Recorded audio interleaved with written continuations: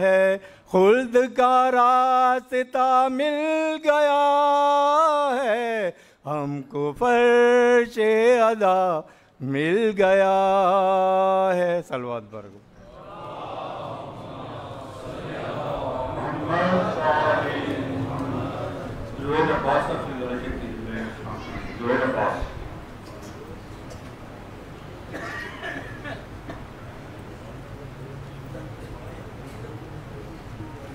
محمد وآل محمد بلند الصلوات۔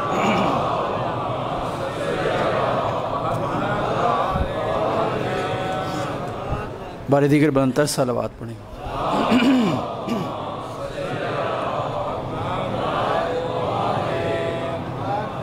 آپ تھکے تو نہیں ہیں؟ آپ کی خاموشی بتا رہی ہے کافی دیر سے ماشاءاللہ بہت اچھے کلام پڑھے جا رہے تھے۔ تھک تو نہیں گئے قبلہ؟ اجازت ہے میں پڑھ سکتا ہوں؟ درود سے نوازی گا محمد شاہ جی، تھوڑی سی اس کی آواز کھول دیں ماشاءاللہ۔ سلامت رہیں۔ حسین بن کے زمانے پہ چھا گئی زینب۔ جناب سیدہ کے بارگاہ میں منقبت پیش کر رہا ہوں۔ حسین بن کے زمانے پہ چھا گئی زینب، اور زبان تیغ سے کوفہ ہلا گئی زینب۔ بی بی کی عظمت پہ بلندتر صلوات۔ صلی اللہ علیہ زبان تیغ سے کوفہ ہلا گئی زینب، اور علی کی یاد کو زندہ کیا زمانے میں، علی کی یاد کو زندہ کیا زمانے میں، کہ جگہ جگہ پہ جو خطبے سنا گئی زینب،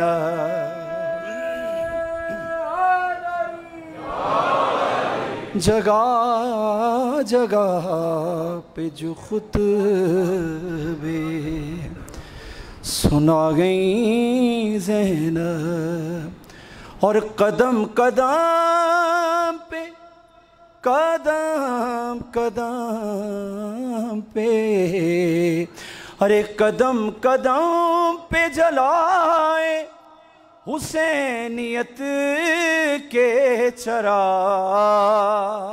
جاگتے ہوئے سنیے گا قبلہ، جناب سیدہ کی بارگاہ میں پیش کر رہا ہوں کلام کو۔ قدم قدم پہ جلائے حسینیت کے چراغ، اور دیے یزید کے سارے بجھا گئی زینب۔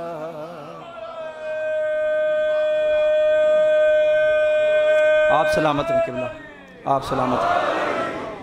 قدم قدم پہ جلائے، قدم قدم پہ جلائے حسینیت کے چراغ، اور دیے یزید کے سارے بجھا گئی زینب۔ ماتمی بھائی بیٹھے ہوئے قبلہ، نعرہ لگائیں گے، نعرہ حیدری۔ آپ سب کے حوالے شیئر کر رہا ہوں، دیکھیے گا۔ ارے قسم خدا کی، قسم خدا کی یہ احسان بنت زہرا ہے، قسم قسم خدا کی یہ احسان بنت زہرا ہے کہ ہمیں حسین کا ماتم سکھا گئی زینب۔ سلامت رہیں بھائی، سلامت رہیں، آپ سلامت رہیں، آپ سلامت، آپ جئیں سرکار، آپ جئیں سرکار، آپ جئیں سر، آپ جئیں۔ قسم خدا کی یہ احسان بنت زہرا ہے کہ ہمیں حسین کا ماتم سکھا گئی زینب،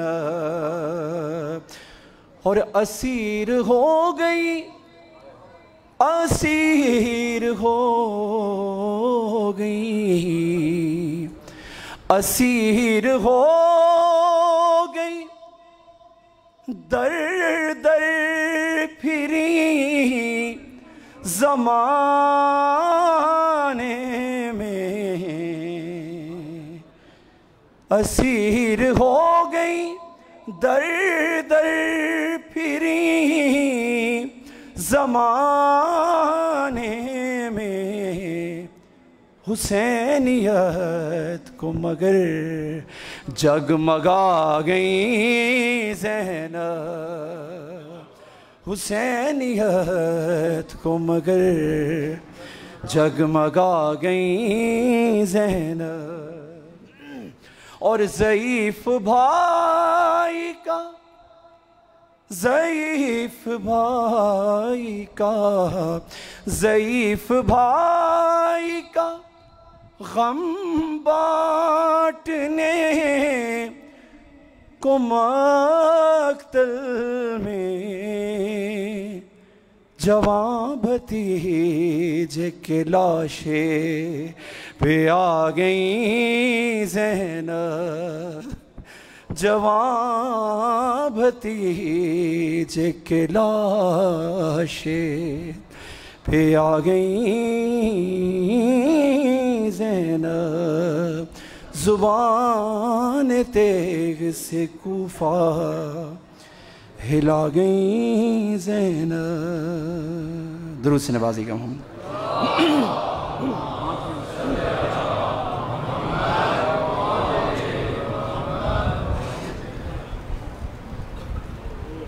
منزل شام کہاں، عطرت شبیر کہاں، منزل شام کہاں، اور عطرت شبیر کہاں، ہائے سجاد تجھے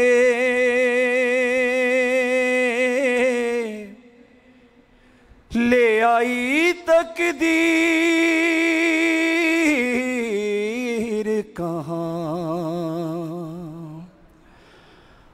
ہائے سجاد تجھے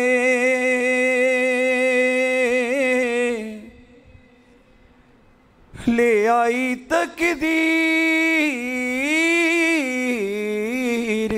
کہاں، ظلم کا سایہ تو کربل سے چلا شام تلک، ظلم کا سایہ تو کربل سے چلا شام تلک، شام بازار کہاں، زہرا کی جاگیر کہاں، ہائے سجاد تجھے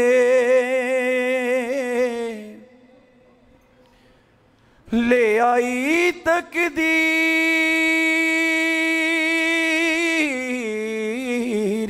کہاں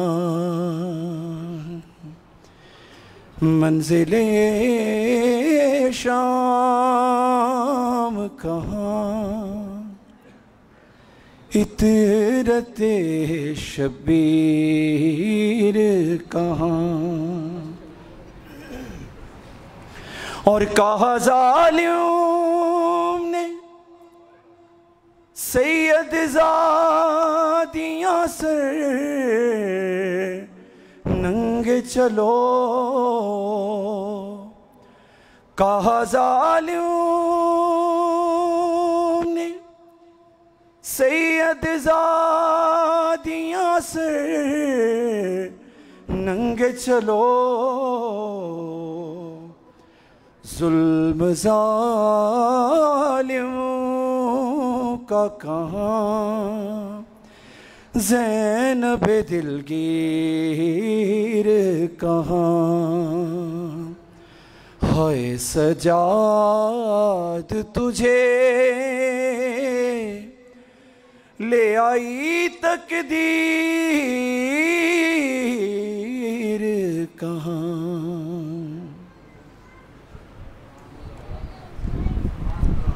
ماشاءاللہ.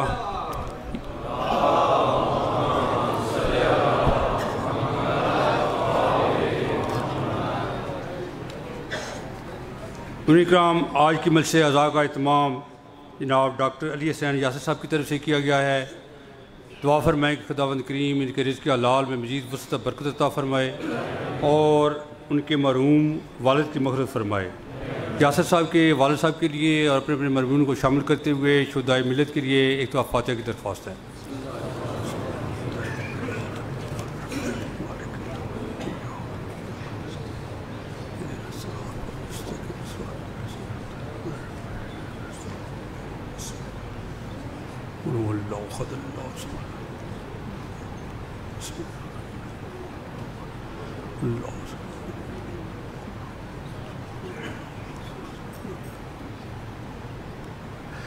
انتہائی ادب سے درخواست کروں گا حجت الاسلام مسلمین علامہ سید عارف حسین کاظمی صاحب سے ایک جلوہ افروز ممبر ہوں. نعرہ تکبیر،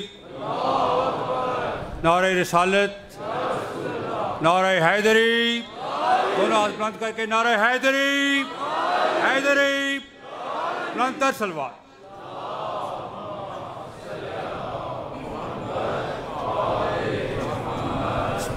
نعرہ تکبیر، نعرہ رسالت، کل ایمان یک زبان، نعرہ حیدری، آواز بلندتر صلوات.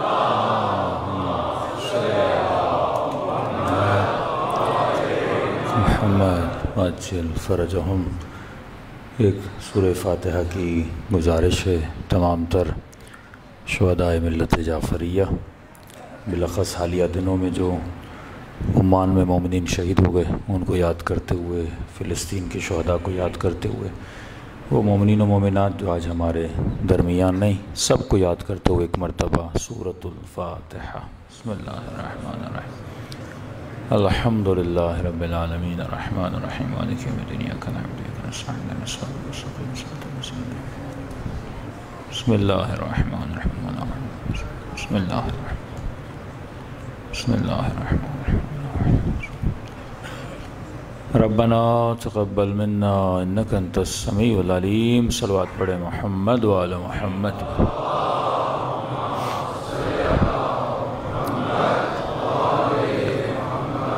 بسم اللہ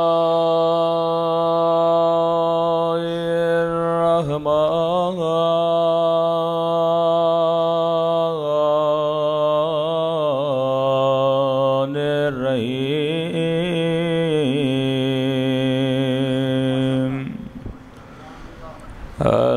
الحمدللہ رب العالمین.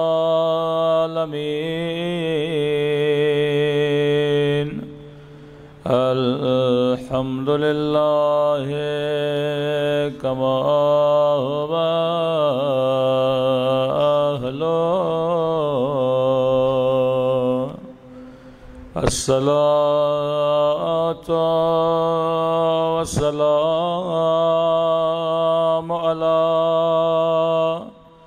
سيد المرسلين وخاتم النبيين أبي القاسم محمد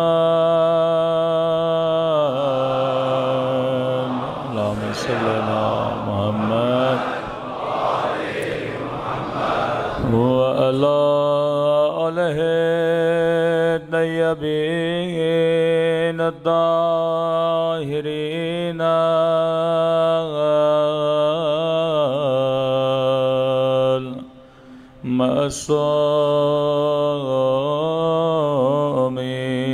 المعصومين سب مل کے اپنے مولا کے رحمتی کی دعا اللہم کل ولیک حجت ابن الحسن صلواتک علیہ وعلی آبائه فی هذه الساعة وفي كل وليا وحافظا وقائدا ودليلا وأنا حتى تسكنه أرضك طوعا وتمتعه فيها طويلا برحمتك يا أرحم الراحمين صلوات پڑھے محمد وعلى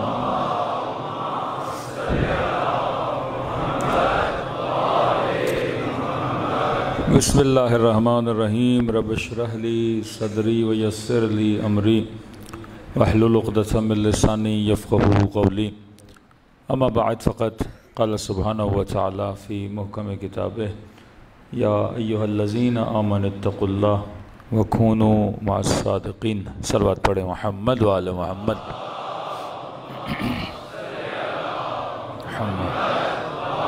وعلی محمد دعا ہے پروردگار عالم ان دنوں میں ہم سب کی عبادتوں کو اپنی بارگاہ عالی میں قبول فرمائے اور جو مقصد زندگی مقصد طہارت لے کر فرش عزا پہ آتے ہیں خدا ان مقاصد میں بھی ہم سب کو کامیابیاں نصیب فرما دے یقیناً فرش عزا فرش حصول روحانیت ہے اور علماء فرماتے ہیں کہ کبھی بھی یہ مت سمجھا کریں کہ کربلا ایک تہوار ہے یا کربلا ایک فیسٹیول ہے یا کربلا صرف ایک یاد ہے کہ جس طرح دوسری قومیں اپنے بزرگوں کی یاد مناتی ہیں کا نہیں، کربلا ایک ریولیشن کا نام ہے، کربلا ایک فکر کا نام ہے، کربلا ایک خاص طرز زندگی کا نام ہے کہ جو کربلائی بن جاتا ہے پھر وہ کبھی بھی کسی یزید کے سامنے جھکتا نہیں ہے۔ کربلائی کا مطلب یہ کہ جب کربلائی بندہ بن جاتا ہے تو لوگ خود کو اس سے کمپیئر کرنا شروع ہو جاتے ہیں کہ ہر زمانے میں حق و باطل کی پہچان کے لیے کسی نہ کسی کو معیار حق بنایا گیا کہ مثلا رسول خدا کے بعد امت جب انتشار کا شکار ہوئی تو نبی نے فرمایا کہ علی مع الحق والحق مع علی، علی حق کے ساتھ ہے اور حق علی کے ساتھ ہے۔ اور اگلا جملہ بڑا عجیب تھا، کہا یہ نہ دیکھنا کہ حق کہاں جا رہا ہے، یہ دیکھنا کہ علی کہاں جا رہے ہیں۔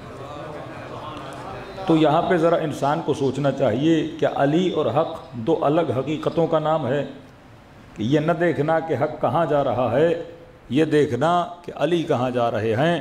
اور پھر نتیجہ دیا کیونکہ جہاں علی جائیں گے وہیں پر حق چلا جائے گا، مطلب علی کا قبلہ حق نہیں، حق کا قبلہ علی ہے۔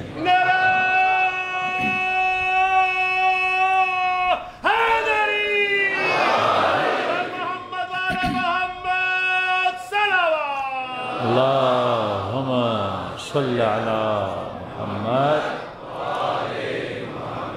یعنی اگر حق کا بھی کوئی امام ہے تو وہ علی بن ابی طالب ہے۔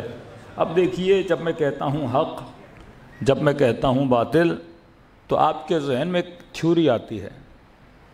جب میں نے کہا امامت تو آپ کے ذہن میں ایک تھیوری آ گئی، اور آپ سے پوچھا جائے گا کہ امامت کیا ہے، تو جو سوچ آپ کے ذہن میں ہے آپ اسے بیان کریں گے۔ میں نے کہا باطل تو ایک سوچ آپ کے ذہن میں آ گئی، میں نے کہا حق ایک سوچ آپ کے ذہن میں آ گئی۔ تو جب یہ کہا نا کہ یہ نہ دیکھنا حق کہاں جا رہا ہے، تو اس کا مطلب یہ نہ دیکھنا کہ حق کی تھیوری بتانے والے کہاں جا رہے ہیں۔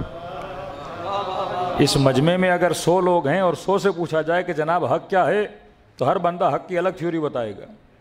مثلا آپ ایک مسئلہ لے کے 10 مفتیوں کے پاس جائیے، کسی بریلوی کے پاس، پھر اہل حدیث کے پاس، پھر شیعہ کے پاس، پھر نقشبندیہ کے پاس، پھر مختلف فرقوں کے پاس جائیے کہ جناب ہمارا یہ مسئلہ ہے، تو ہر بندہ اپنی تھیوری کے حساب سے بولے گا کہ حق یہ ہے۔ اور جب سب کو آپس میں آپ بانٹیں گے تو سارے کے سارے گویا آپس میں اختلاف کریں گے، کہ کوئی بندہ مجلس کو عبادت سمجھے، علم کے چومنے کو عبادت سمجھے، دوسری جگہ جائیں گے تو کہیں گے یہ کار باطل ہے، علیاذ باللہ، اور بھی بول دیں کہ یہ بدعت والا کام ہے۔ اسی طرح کئی کام اہل بریلوی صاحب کرتے ہیں جن کو اہل حدیث نہیں مانتے، کئی کام اہل حدیث کرتے ہیں جن کو بریلوی نہیں مانتے۔ تو ایک ہی چیز کی تعریف ہے، لیکن 10 مفتیوں اور مولویوں کے پاس جائیں گے، وہ ڈیفرنٹ حق کی تھیوری بیان کریں گے۔ تو حق کی تھیوری میں تو اختلاف ہو سکتا ہے، لیکن وجود حق میں اختلاف نہیں ہو سکتا۔ رسول خدا تھے، لاکھوں تھیوری بیان کرنے والے ہوں، لیکن نبی کا وجود کیا ہے؟ یہ مجسمہ حق ہے۔ تو اب اگر کسی نے اپنی تھیوری کو کسی کے ساتھ کمپیئر کرنا ہو تو وہ کس کے ساتھ کرتے تھے؟ رسول خدا کے ساتھ کرتے تھے۔ اگر کسی نے کہا یہ کام حق ہے، دوسرے نے کہا نہیں ہے، تو کہتے تھے جا کر دیکھتے ہیں، اگر حضرت رسول وہ کام کریں گے تو حق ہے، نہیں کریں گے تو کیا ہے؟ باطل ہے۔ یہی معاملہ رسول کے جانے کے بعد ہوا۔ تھیوری تو مسلمانوں کے پاس تھی، کسی نے قرآن کو نیزوں پہ اٹھا کے بولا حق ہے، کسی نے جنگ کر کے بولا حق ہے، کسی نے امیر المومنین کے مقابلے میں آ کر بولا کہ ہم حق ہیں، لیکن نبی نے کہا یہ نہ دیکھنا کہ یہ اتنے سارے حق جو کہہ رہے ہیں وہ کہاں جا رہے ہیں، تمہیں بس یہ دیکھنا ہے کہ علی کہاں جا رہے ہیں۔ حق علی نالے، علی حق نالے، جڑا حق نالے خدا بیڑا پارے، جڑا حق تو پھرے تے بے شمارے، نعرہ تو ہر زمانے میں کسی نہ کسی حق کے معیار کا ہونا ضروری ہے، جس سے انسان ایک دوسرے کو کیا کرے؟ کمپیئر کرے۔ کہ کبھی کہا ان الحسین مصباح الہدی و سفینۃ النجات، اب کہا کہ یہ نجات کی کشتی ہے، اگر گمراہ ہو جاؤ تو یہ نہ دیکھنا یہ سارے گرو کہاں جا رہے ہیں، یہ دیکھنا کہ حسین ابن علی کہاں جا رہے ہیں۔ جب مشکلات میں شکار ہو جاؤ اور پریشانیوں کے اندر گھیر جاؤ اور یہ پتہ نہ لگے کہ جنگ کرنی ہے یا صلح کرنی ہے، تو فرمایا اس وقت کس کو دیکھنا؟ حسن ابن علی کو دیکھنا کہ حق کیا ہے۔ واللہ آج مکتب اہل بیت کا 10 سال کا بچہ بھی کنفیوز نہیں ہے، لیکن دوسرے مکاتب کے بچے کنفیوز ہیں۔ بچے تو کیا، جوان بھی کنفیوز ہیں، بوڑھے بھی کنفیوز ہیں۔ کہ آج اسی اسلام آباد کے ایک مولوی صاحب سے پوچھا گیا کہ جناب یہ بتائیے کہ حضرت حسین کے ساتھ ظلم ہوا کہ نہیں؟ کہ ظلم ہوا۔ کہ کس نے کیا؟ کہ یزید نے کیا۔ کہ پھر آپ لعنت بھیج دیجئے۔ کہ نہیں، لعنت ہم نہیں بھیج سکتے۔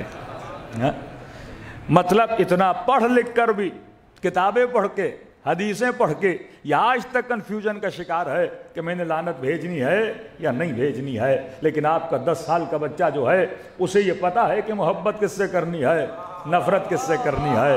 آپ کے لیے صاف لائن کھینچ دی گئی ہے. اور یہی کنفیوژن انسان کو ڈپریشن سے نکال دیتا ہے, پریشانیوں سے نکال دیتا ہے کہ آج تک ہم اس کنفیوژن کا شکار نہیں ہوئے کہ کس کو رضی اللہ کہنا ہے, کس کو رضی اللہ نہیں کہنا, کس کو ماننا ہے, کس کو نہیں ماننا, کس سے محبت کرنی ہے, کس سے محبت نہیں کرنی. کیونکہ رسول نے ایک لائن کھینچ دی, اور جس لائن کے جملے آپ زیارت عاشوراء میں دہراتے ہو کہ انی سلم لمن سالمکم وحرب لمن حاربکم, کہ مولا میں محبت اس سے کروں گا جس نے آل رسول سے محبت کی, اور میری دشمنی بھی اس سے ہے جس نے آل رسول سے دشمنی کی ہے. تو فرمایا اب کتنی بھی امت کنفیوژن کا شکار ہو جائے لیکن علی کے چاہنے والے کنفیوژن کا شکار نہیں ہوتے, کیونکہ ہم نے معیار محبت اور معیار نفرت بتا دیا کہ محبت اس سے کرو جو آل رسول سے محبت کرے, اور نفرت اس سے کرو جو آل رسول سے نفرت کرے. صلوات پڑھے محمد و آل محمد.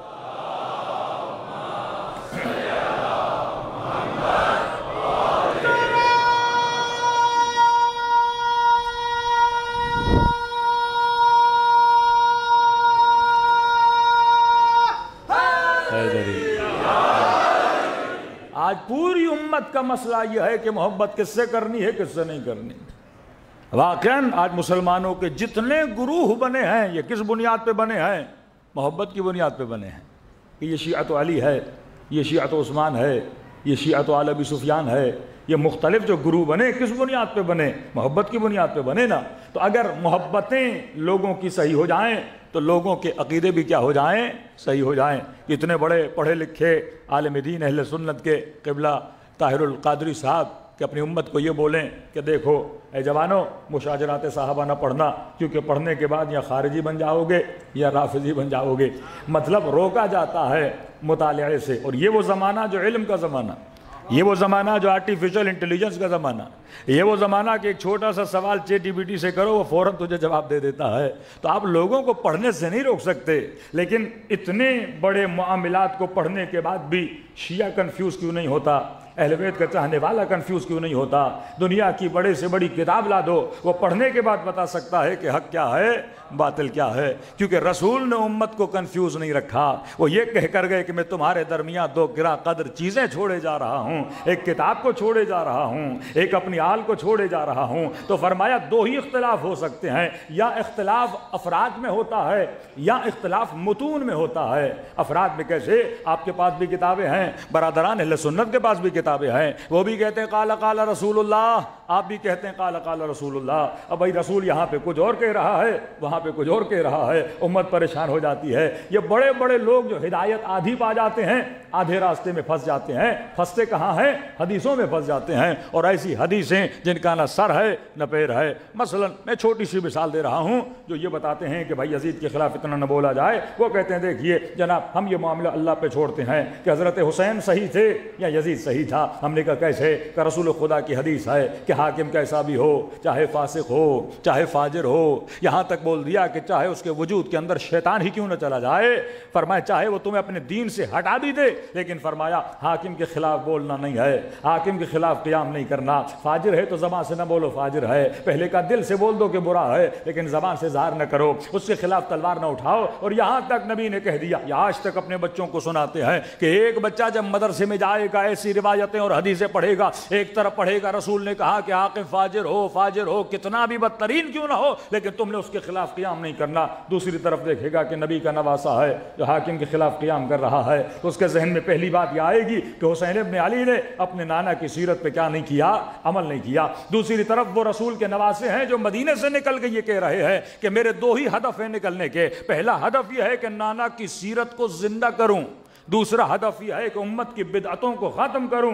ایک طرف حدیث کچھ کہہ رہی ہے, ایک طرف سیرت حسین کچھ کہہ رہی ہے, تو گڑبڑیاں حدیث میں ہو سکتی ہے, کردار حسین میں تو نہیں ہو سکتی, رفتار حسین میں تو نہیں ہو سکتی. جس کو جنت کے جوانوں کا سردار بنا دے وہ کیسے کچھ غلط کر سکتا ہے؟ یہ ممکن ہی نہیں ہے. لیکن یہاں پہ آپ حدیث پڑھتے ہو تو اسی حدیثوں کی بنیاد پہ کہتے ہیں کہ بھائی امت میں تفرقہ ہو گیا, اگر امام علی مقام قیام نہ کرتے تو ایسا نہ ہوتا. تو یہاں پہ امت کیا ہے؟ کنفیوز ہو جاتی ہے. تو فرمایا یا افراد میں بھی کنفیوز ہو جاتی ہے. ایک طرف نبی کا داماد ہے, نام ہے امیر المؤمنین, دوسری طرف نبی کی زوجہ ہے, دوسری طرف اصحاب ہیں جناب طلحہ و جناب زبیر, یعنی اکابر امت, یہاں بھی اکابر امت. تو آدھی امت کنفیوز ہو گئی. افراد میں بھی کنفیوژن ہے, احادیث میں بھی کنفیوژن ہے. احادیث میں جاتے ہیں تو احادیث آمنے سامنے, یعنی ایک حدیث کہے کہ فاسق و فاجر, نبی نے کہا کہ کبھی اس کے خلاف قیام نہ کرنا. دوسری طرف قرآن کی آیت اٹھاتے ہیں تو اللہ کہتا ہے لعنت اللہ علی القوم الظالمین, اللہ کی لعنت ظالموں پر ہے. دوسری طرف اللہ کہے کہ یرث اللہ عبادی الصالحین, میرے زمین کا ورثہ کس کو ملے گا؟ عباد الصالحین کو ملے گا.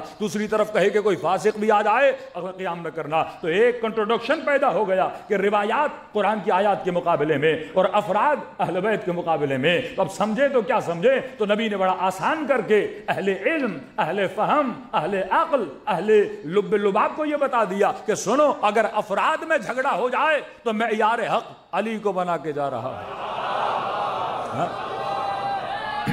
یا علی, بڑے سے بڑے افراد بھی مقابلے میں آ جائیں تو کنفیوژن کا شکار نہ ہونا. یہ بتا کے جا رہا ہوں کہ علی مع الحق ہے والحق مع علی, علی حق کے ساتھ ہے, حق علی کے ساتھ ہے. یہ میری آل رسول جہاں کھڑی ہو وہاں حق ہے. کسی کو سفینہ نجات کہہ دیا, کبھی کہا کہ یہ دونوں امام ہیں, کھڑے رہیں تب بھی امام ہیں, بیٹھ جائیں تب بھی امام ہیں. تو فرمایا اگر افراد کے اندر کنفیوژن آ جائے تو کنفیوژن میں نہ جانا, بس اتنا دیکھنا کہ علی کہاں جا رہا ہے, حسن کہاں جا رہا ہے, حسین کہاں جا رہا ہے. اور فرمایا اگر احادیث میں کنٹروڈکشن ہو جائے پھر بھی گھبرانے کی ضرورت نہیں ہے, میں قرآن چھوڑ کے جا رہا ہوں. اگر حدیث قرآن کی آیت کے مفہوم سے ملے تو اسے سینے سے لگا دینا, لیکن اگر قرآن کی آیت کی مخالفت کرے تو روایت کے جملے ہیں, فرمایا دیوار پہ مار دینا یا جوتے کی نوک پہ رکھ دینا, کیونکہ وہ کلام رسول کا کلام نہیں ہو سکتا جو اللہ کے کلام کی مخالفت کرتا ہوا نظر آئے. صلوات پڑھے محمد و آل محمد.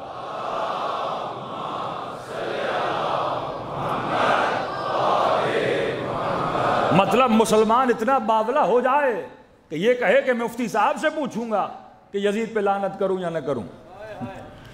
کیا مفتی قرآن سے برتر ہے؟ کیا کلام خدا سے برتر ہے؟ جب خدا نے کہہ دیا کہ اللہ کی لعنت ہے ظالموں پر, اب چاہے ظالم کل کا ہو, چاہے ظالم آج کا ہو, جہاں ظلم ہوگا وہاں رب کی لعنت آ جائے گی. اب یہ بتاؤ امام حسین کے اوپر جو ہوا کیا وہ ظلم نہیں تھا؟ ہر بندہ جو صاحب شعور ہے وہ بولتا ہے واقعاً فرزند رسول پہ ظلم ہوا.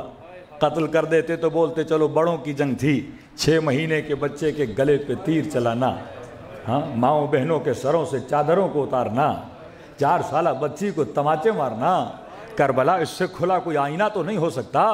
تو فرمایا یہ ظلم ہے. اور واللہ اگر اہل بیت کے چاہنے والے نہ ہوتے آج دنیا ظلم کو بھول جاتی, جس طرح غدیر کو بھول گئی, جس طرح علی کو بھول گئی, جس طرح فضیلت آل رسول کو بھول گئی. تو یہ مجلس امام حسین وقت کے ظالموں کے چہروں پر بھی تماچا ہے اور سوئی ہوئی عقلوں کو بیدار کرنے کا بھی ذریعہ ہے کہ آؤ مجلس حسین میں, حسین تیری سوئی ہوئی فکر کو بیدار کرنا چاہتے ہیں. صلوات پڑھے محمد و آل محمد.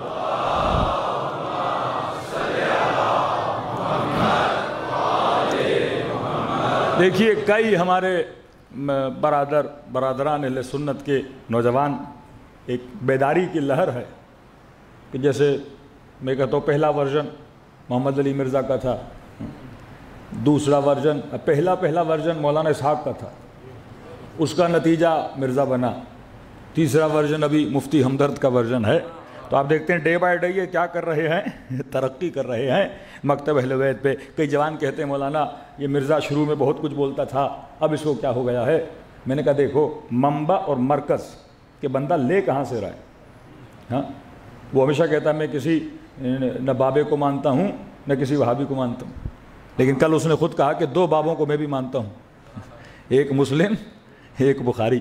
تو جو بابوں میں پھنسے گا وہ کبھی در علی پہ نہیں آ پائے گا, کیونکہ منبع وہی ہے. اب لوگ کہتے ہیں مولانا مسئلہ یہ تھا کہ وہ کوئی نئی بات نہیں کر رہا تھا, یعنی اتنے سالوں سے 60-70 سالوں سے شیعہ ممبر سے بول رہے تھے کہ امیر المومنین پر ممبروں سے سب و شتم کیا گیا. عوام کہتے اتنی شیعہ جھوٹ بول رہے ہیں, کیونکہ ان کے بندے نے بولا تو عوام کے لیے شوکنگ نیوز تھی, کیونکہ ہمیں تو جھوٹا دکھا دیا نا, ان کی مجلسوں میں یہ ہوتا ہے, یہ جھوٹ بولتے ہیں, لہذا ہم کتنا بھی بولے تو نیچے کمنٹ میں آ جاتا ہے یہ شیعہ ہیں سارے کیا بولتے ہیں, جھوٹ بولتے ہیں. جب اپنا ان کا سچ بولے تو پھر ان کی نسلوں نے اسے کیا مانا, سچ مانا، اس نے کوئی نئی بات نہیں کی، وہی چیزیں جو ان کی کتابوں میں لکھی ہوئی ہیں وہ ان کے سامنے لا کے کھڑی کر دی. لیکن اٹک کہاں جاتا ہے؟ پھر اسی بخاری اور مسلم میں یہ روایتیں بھی موجود ہیں کہ حاکم فاجر ہو، فاسق ہو، شرابی ہو، اللہ کے دین پہ نہ چلنے والا ہو، لوگوں کے دین کو تباہ کرنے والا ہو، لیکن آپ کو حق نہیں اس حاکم کے خلاف کیا کرو؟ قیام کرو.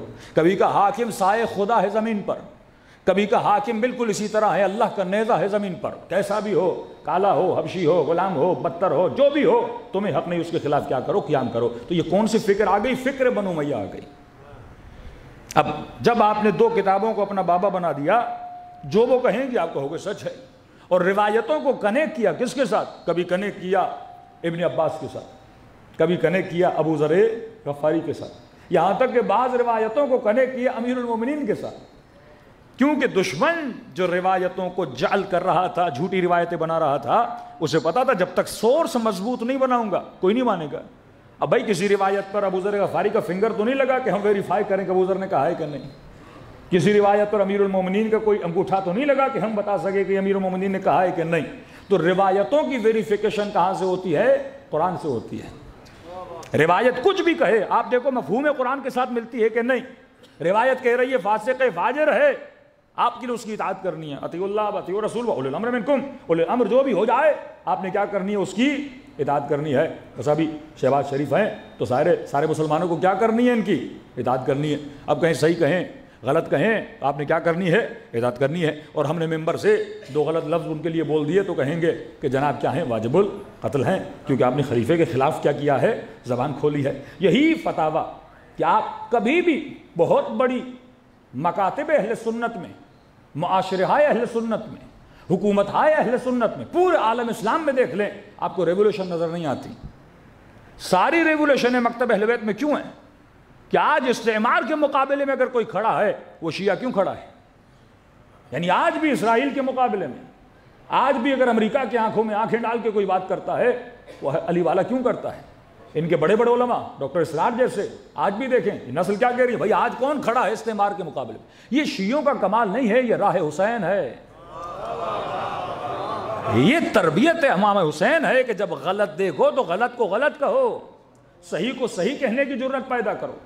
انہوں نے گویا اپنی نسلوں کی غیرت کی رگ ہی کاٹ دی یہ کہہ کر کہ حاکم کوئی بھی ہو آپ نے اس کے خلاف نہیں بولنا. بھائی پھر امر بالمعروف کا کیا ہوگا؟ نہیں عن المنکر کا کیا ہوگا؟ کہ ایسے معاشرے جس میں 100 سال حدیثوں پہ پابندی ہو، ایسے حکمران آ کر مسلمانوں پہ بیٹھے، وہ بنو مروان ہوں یا بنو عباس ہوں، جنہوں نے امر بالمعروف پہ اسلامی معاشروں میں پابندی لگا دی. یعنی آپ اگر کسی کو کہتے جناب متقی بن جاؤ، پہلی تقریر عبداللہ ملک مروان نے پہلی تقریر جو کی تھی وہ یہی تھی، اور پہلا خطبہ جو دیا تھا وہ یہی تھا کہ اے لوگوں میں نے سنا ہے کہ تم لوگوں کو تقویٰ کا درس دیتے ہو اور تمہارے اندر خود تقویٰ نہیں ہے، اور آج کے بعد اگر کسی نے مجھے کہا کہ متقی بن جاؤ تو میں اس کا سر کیا کر دوں گا؟ قلم کر دوں گا. Completely secularism.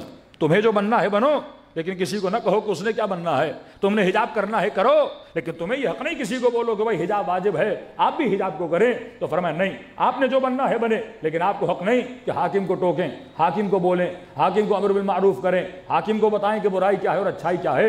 اسلام میں امام حسین نے ایک پریشر گروپ بنایا، ایک ایسا گروپ جن سے کربلا کے واقعے بعد ہر حاکم ڈرتا تھا کہ اگر ہم یہ کریں گے تو یہ گروپ کھڑا ہوگا. اور تبھی ہر زمانے میں یہ جو پریشر گروپ تھا، اب آپ تصور کریں کہ امام حسین کے بعد کسی امام نے قیام بالسیف نہیں کیا، تلوار کی کوئی لڑائی نہیں ہے.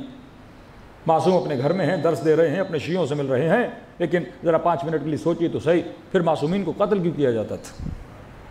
ایک امام تلوار نہیں اٹھا رہا، لشکر نہیں بنا رہا، لشکر کشی نہیں کر رہا، حاکم کے خلاف قیام بھی نہیں کر رہا، پھر اس امام کو شہید کیوں کیا جا رہا ہے؟ کیونکہ اس معاشرے کا جو مؤمنین کا پریشر گروپ تھا وہ کون تھے؟ معصومین علیہ السلام.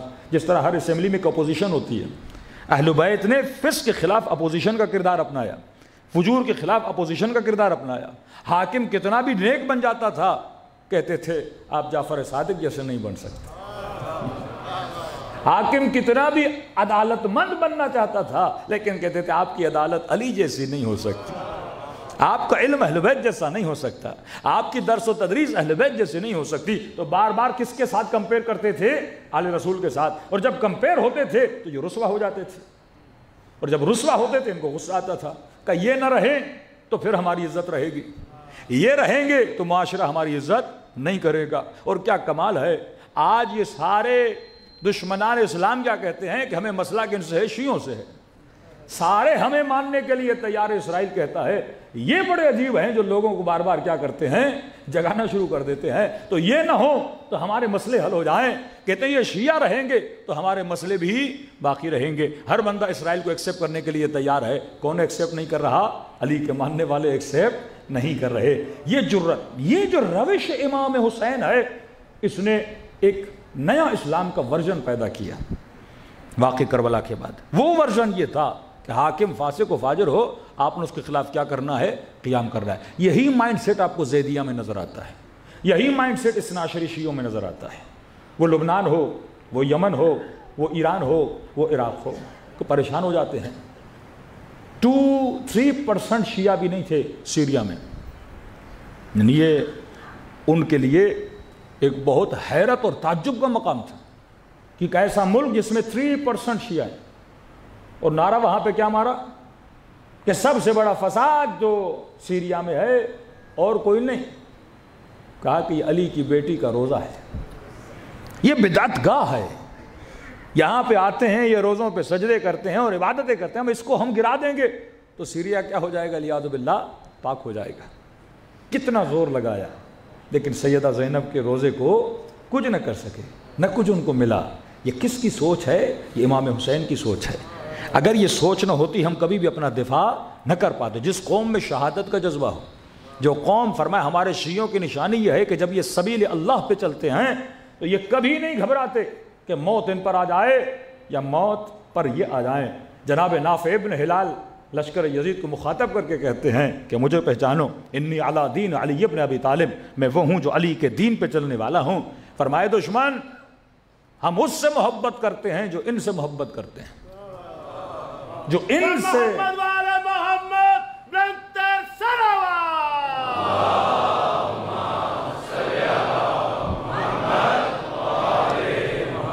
میدان میں کھڑے ہو کر کہا کہ میں علی کے دین پر ہوں، اور اپنی تولا اور تبرہ بھی بتائی۔ کہا کہ جو ان سے، امام حسین کی طرف اشارہ کیا، جو ان سے نفرت کرتا ہے ہم ان سے نفرت کرتے ہیں، جو ان سے محبت کرتا ہے ہم ان سے محبت کرتے ہیں۔ پھر فرمائے دشمن تم ہمیں موت سے ڈراتے ہو، ہمیں کوئی کراہت نہیں کہ ہم رب کی ملاقات کے لیے جائیں، مارنا ہے مارو، کیا ہوگا؟ زیادہ سے زیادہ اللہ کی ملاقات کے لیے چلے جائیں گے۔ اور فرمایا ہم تو مشتاق ہیں جتنا جلدی ہو سکے رب کی ملاقات کریں اور رسول کی زیارت کریں اور علی کی ہم نشینی حاصل کریں۔ صلوات پڑھے محمد والے محمد۔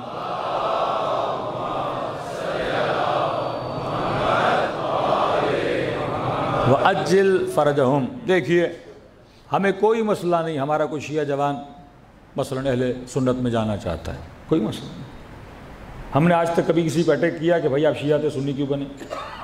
پہلی بات کوئی بنتا نہیں، اس مکتب میں آنے کے بعد کوئی جاتا ہی نہیں۔ یہ بالکل ایسے ہے کہ بندہ جب 12ویں پاس کر لے پھر تیسری میں اور چوتھی میں نہیں جاتا، 12ویں والا بیک پہ نہیں آتا، کیونکہ یہاں وہ علم ملتا ہے لوگوں کو کہ لوگ بیک پہ نہیں جاتے۔ اگر کوئی چلا بھی جائے تو ہم نے کبھی کوئی اعتراض نہیں کیا۔ انسان کی اپنی چوائس ہے، اپنی عقل کے حساب سے وہ جس چیز کو انتخاب کرنا چاہتا ہے، اللہ نے اسے کیا دیا ہے؟ حق دیا ہے۔ لیکن دوسری طرف آپ دیکھیں کہ جیسے لوگوں کو حق نظر آتا ہے وہ مکتب اہل بیت میں آنا چاہتے ہیں، یا انہیں مارا جاتا ہے یا انہیں روکا جاتا ہے۔ یہی کراچی میں 3-4 دن پہلے بیچارے مفتی ہمدرد صاحب کو پکڑا بھی، مارا بھی، تھانے میں گئے، پھر SHO سے ان کو مروایا۔ اب امیر المومنین کی مجھے بات یاد آ گئی، جب جنگ صفین میں امیر المومنین کو یہ گالیاں دے رہے تھے اور لشکر علی والوں نے بھی رپلائی دینا چاہا تو میرے مولا نے کہا کہ تم علی کے چاہنے والے ہو۔ امام نے فرمایا جب تک وہ زبان سے بات کر رہے ہیں زبان سے جواب دو، تلوار نہ اٹھاؤ، اینٹ نہ اٹھاؤ، پتھر نہ اٹھاؤ، اور جواب میں بھی گالی نہ دو، کیونکہ گالی وہ دیتا ہے جس کے پاس دلیل نہیں ہوتی۔ کَنَحْنُ أَبْنَاءُ الدَّلِيلِ، تم علی کے ماننے والے ہو اور تم کیا ہو؟ صاحب دلیل ہو۔ جہاں دیکھو اگلا غصہ کر رہا ہے، گالی دے رہا ہے، مارنے پہ اتر رہا ہے، تو کیا مطلب اس کے پاس کیا نہیں ہے؟ دلیل نہیں ہے۔ آپ کو کسی نوجوان سے مسئلہ ہے، جناب آپ اسے کیا دیجئے؟ دلیل دیجئے۔ سوشل میڈیا کا زمانہ ہے، آپ کو ہمارے کسی لفظ و عبارت سے مسئلہ ہے تو آپ کیا دیجئے؟ دلیل دیجئے۔ تو پڑھے لکھے معاشرے ڈائیلاگ کے ساتھ اپنے مسائل کو حل کرتے ہیں، اور جاہل معاشرے جن کے پاس دلیل نہیں ہوتی وہ لڑائیوں سے مسائل کو حل کرتے ہیں۔ تو اہل بیت نے اپنے کردار سے بتایا کہ ہم باب مدینۃ العلم کے ماننے والے ہیں، اور انہوں نے اپنے کردار سے بتایا کہ ہم جہالت کے ماننے والے ہیں۔ صلوات پڑھے محمد و آل محمد۔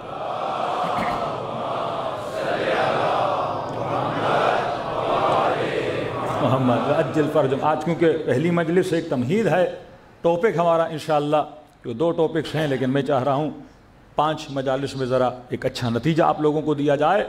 تو کلی ٹاپک یہ ہوگا دا نیٹ ورک آف اہل البیت علیہ الصلوۃ والسلام، کہ اہل بیت نے اپنے چاہنے والوں کو کس نیٹ ورک کے ذریعے کیا دی؟ ہدایت دی۔ کہ ایک ایسا معاشرہ جو سارا یزید کی طرف جا رہا ہے، اور اس معاشرے سے ٹوٹ کر چند ستارے حسین کی طرف آ رہے ہیں۔ تو ایسا کیا دیکھا ان لوگوں نے امام حسین میں کہ اپنے بچوں کو چھوڑ کر، اپنے اہل و عیال کو چھوڑ کر، اور یا مت سمجھیے کہ اتنا آسان تھا امام حسین کے پاس جانا۔ میں فزیکل مشکلات نہیں بتا رہا، جس طرح آج کا مسلمان کنفیوز ہے واقعا کہ حق کیا ہے، باطل کیا ہے، کس کے پاس جائیں کس کے پاس نہ جائیں۔ جس طرح آج ایک سادہ سا مسلمان کسی مولانا کی تقریر سننے جاتا ہے تو ہر مولوی کہتا ہے رسول نے یہ کہا، رسول نے یہ کہا۔ ہم جب آ کے یہاں پڑھتے ہیں کہ امیر المومنین نے کہا، کوئی پوچھتا ہے مجمع سے مولانا آپ کہاں سے پڑھ رہے ہو؟ آپ کا اتنا اعتماد ہوتا ہے مولانا پر کہ جو کہہ رہا ہے سچ کہہ رہا ہے۔ یہی اعتماد آپ کے بھائی اپنے مولویوں پہ کرتے ہیں۔ اب اس نے اگر ممبر سے کہا رسول نے یہ کہا، وہ مان جاتے رسول نے کہا، دلوں میں رسول کی محبت ہے کہ رسول کہہ رہے ہیں کہ حاکم فاسق کو تلوار نہ اٹھانا۔ وہ کہتے کچھ بھی ہو جائے نہیں اٹھائیں گے، کیونکہ اس نے کہا ہے، رسول نے کہا ہے۔ معاملہ یہاں سے بگڑا۔ یعنی دین میں جتنی خرابی مولوی نے پیدا کی کسی نے نہیں کی، کیونکہ دین کا ٹھیکیدار کون؟ مولانا صاحب۔ اب مولانا کی مرضی جو کہے۔ یزید نے ڈائریکٹ امام حسین کو شہید نہیں کیا، پہلے یزید نے کسی مولوی سے فتویٰ لیا، تاکہ امت اگر پوچھے کہ یزید کیسے شہید کر رہا ہے فرزند رسول کو، بھئی میں تھوڑی کر رہا ہوں، قاضی القضات، یہ قاضی صاحب ہیں، یہ پاکستان کے سمجھو مفتی صاحب ہیں، اور سب سے بڑے مفتی، انہوں نے لکھ کے دیا ہے رسول کے اس فرمان کے مطابق کہ وقت کے حاکم کے خلاف قیام نہیں ہو سکتا، جماعت امت سے الگ نہیں ہو سکتے۔ یہ لفظ جماعت کہاں سے آیا؟ یہ حدیث کی روشنی میں لفظ جماعت، کہ جو جماعت امت سے الگ ہو جائے، قد رفض، وہ رافضی، ہمیں کیا کہتے ہیں؟ روافض، وہ جو جماعت سے نکلے۔ پھر حدیث لاتے ہیں کہ رسول نے کہا یہ جو روافض ہیں علیاذ باللہ، ان کا قتل بھی کیا ہے؟ جائز ہے۔ جو حاکم کی بیعت کرے اور بیعت توڑے، چاہے کوئی بھی ہو، اس کا قتل کیا ہے؟ جائز ہے۔ روایتوں کو مبنا بنا کے قتل کیا جاتا ہے۔ بھئی پاکستانی اس سے زیادہ، یعنی یہ واحد قوم ہے پاکستانی جو رسول کی ہسٹری کو سمجھ سکتی ہے، اسلام کی ہسٹری کو۔ آپ کیا کسی کو پکڑنا ہو پہلے کیا بناتے ہیں؟ قانون۔ ایف آئی آر بغیر قانون کے تو کٹتی نہیں، پہلے بناؤ قانون، پھر اس قانون کے تحت اس کو پکڑنا ہے، اس کو پکڑنا ہے۔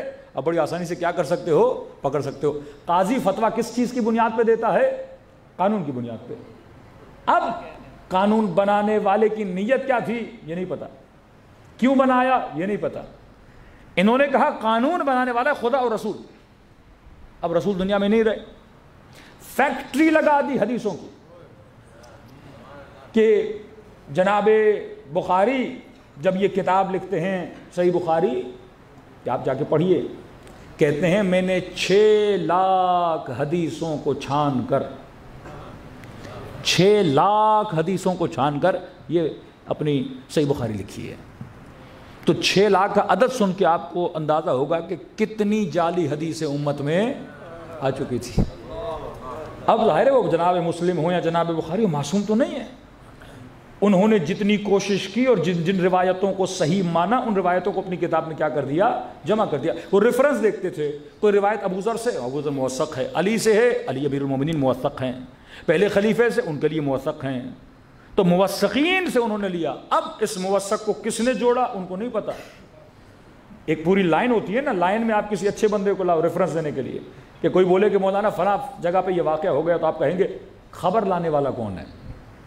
تو کسی نے کہا مسجد کے مولانا نے بتایا، تو آپ نے کیا کر دی؟ تصدیق کر دی. کل آپ کو پتا چلا نہیں کوئی شرابی کبابی ہے وہ دیر، آپ نے کہا شاید نشے میں بول رہا ہے، واقعہ ہوا کہ نہیں ہوا. اسی طرح اخبار کو دیکھا جاتا تھا کہ صحیح کیا ہے غلط کیا ہے، لیکن مضبوط ترین سلسلہ خدا نے جسے دیا ہے، جس کو خود برادران اہل سنت مانتے ہیں، کہتے ہیں اہل بیت کا جو سلسلہ ہے وہ سلسلۃ الذہب ہے.